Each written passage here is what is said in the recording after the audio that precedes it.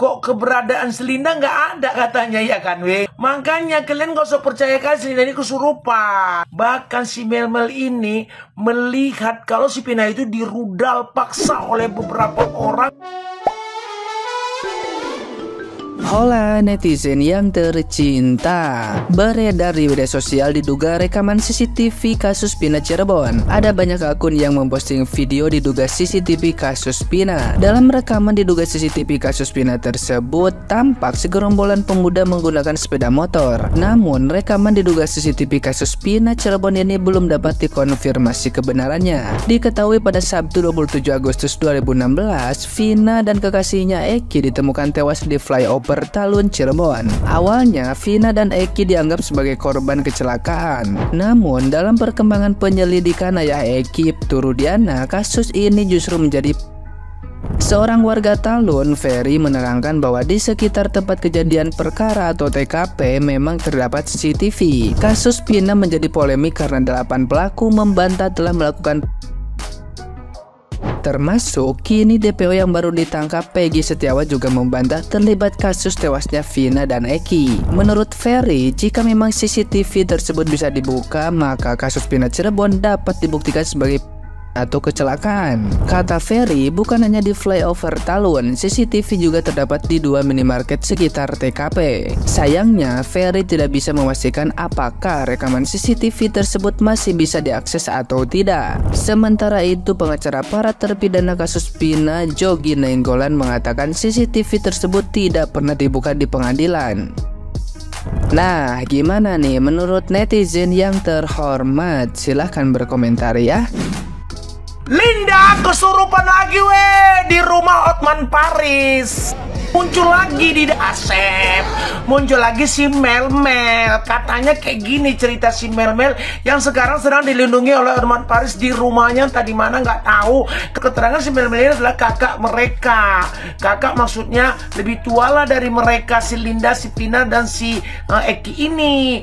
Jadi mereka berencana untuk jalan-jalan ke taman kota, ambil cari angin, jalan-jalan duduk-duduk santai kayak gitu woi. Pada waktu mereka mau berangkat, mereka sempat juga membeli minuman-minuman untuk mereka nanti nongkrong di taman kota itu. Jadi setelah mereka jalan-jalan di taman kota dan duduk nongkrong-nongkrong beberapa jam kemudian, tepatnya kira-kira jam 10:30, si Pina ngajak pulang. Ayo bang, yuk bang Mel, kita pulang. Dan mereka pun pulanglah bersama. Pada saat mereka mau pulang, kata si Mel-Mel yang pada saat ini dilindungi si Hotman Paris, yang katanya sekarang juga jadi juru kunci selain si Linda itu, yang juga katanya dia juga melihat kejadian. Dia bilang gini, aku ngisi minyak dulu. Nah, setelah isi minyak, karena minyak motorku habis, kita sama-sama nanti berangkat juga ya pulangnya katanya. Tapi si Pina dan si Eki nggak belok ke tempat galon minyak. Dia entah kemana. Tinggallah si Mel-Mel dan si Linda di galon minyak mengisi minyak. Beberapa saat kemudian si Mel-Mel bilang sama si Linda, telepon mereka ada di mana. Tapi tidak ditanggapi oleh si Pina.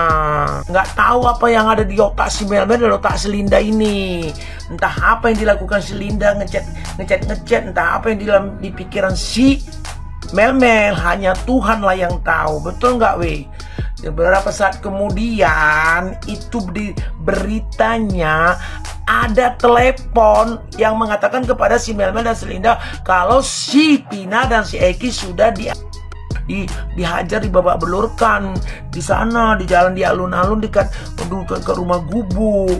Yang jadi pertanyaan terus-menerus di berita ini yang sangat kuherankan ini kepada klien ya, si Hotman Paris khususnya, yang nelepon si Mel-Mel sama si Linda itu siapa? Itu aja. Jadi capek kali kita rudut, bingung kita nengok berita ini. Nggak tahu sampai sekarang yang nelepon si Mel-Mel sama si Linda ini, kalau udah ada kejadian itu siapa itu dulu tanya. Woi pengacara, kayak orang on kali pun kalian semua weh. Gak ada kali pemikiran kalian meresahkan masyarakat. Percuma kalian sekolah tinggi-tinggi, percuma kalian sudah menjadi terkenal kali. Kayaknya lebih cocok pun aku yang menangani kasus Pina ini, biar ku babak belurkan yang kesurupan ini, biar ku babak belurkan mereka sereke-reke Asia ini. Iya kan weh? Jadi setelah mereka tahu ada kabar kalau si Pina sama si Eki sudah dia, coba-coba si Mel sama si Linda ini ke sana. Tapi yang anehnya, kok keberadaan si Linda nggak ada katanya, ya kan Makanya kalian gak usah percaya kan si Linda ini kesurupan.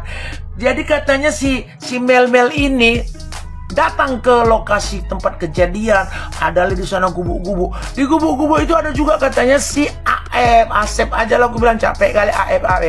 Jadi si Asep ini pun di tempat kejadian.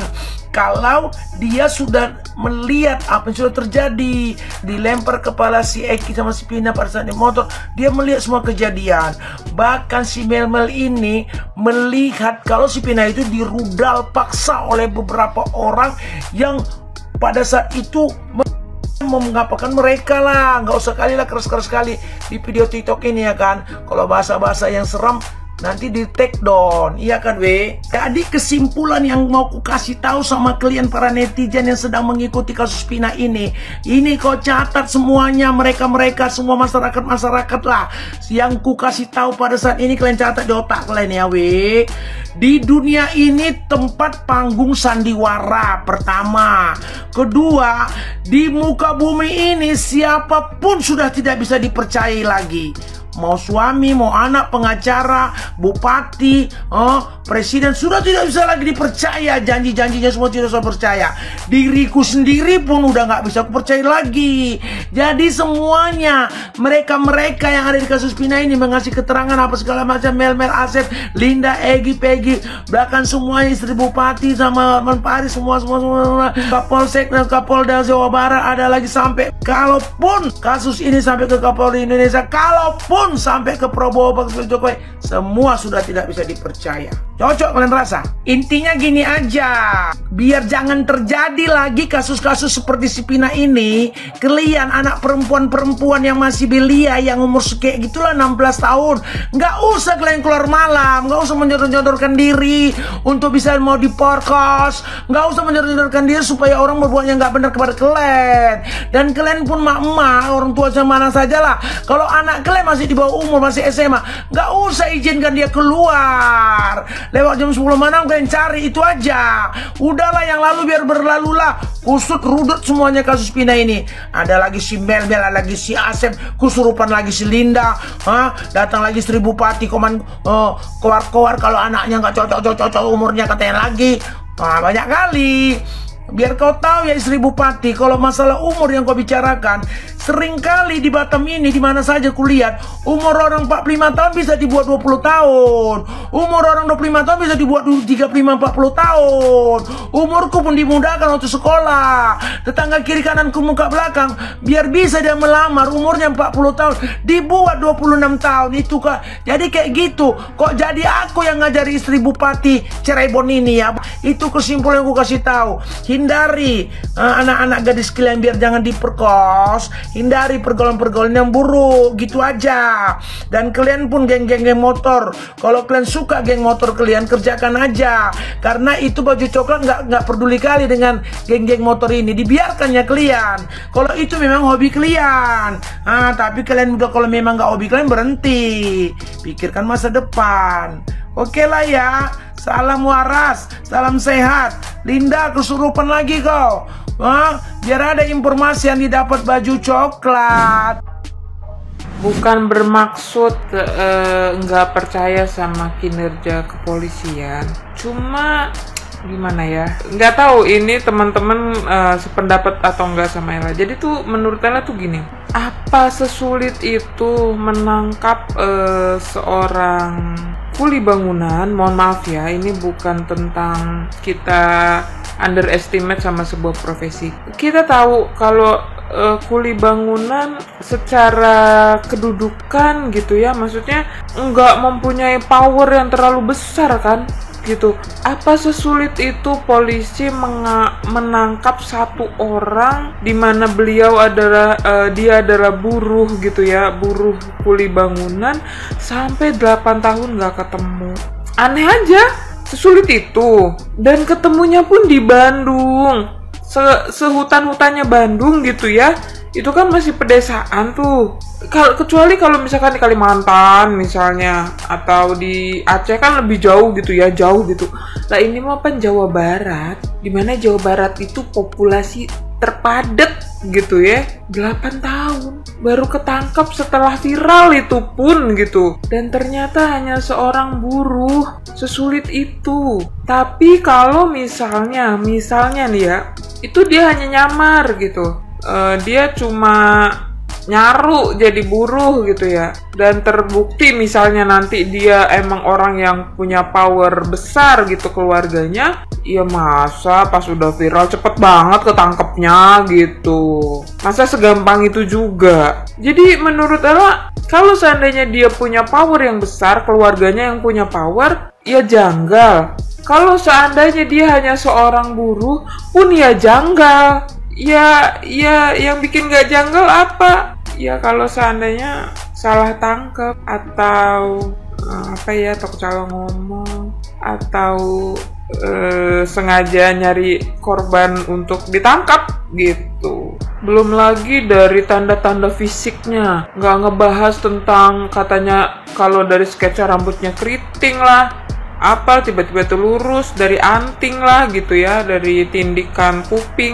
Aduh Ella nggak bisa bahas itu deh gitu ya. Mungkin temen-temen nih yang kena tindik atau apa lebih paham lah gitu ya. Tapi dari sisi penemuannya ini loh aneh banget ya. Tapi ya semoga kali ini bener-bener ketangkep gitu. Dan kalaupun ini bener, jangan lupa masih ada DPO yang lain.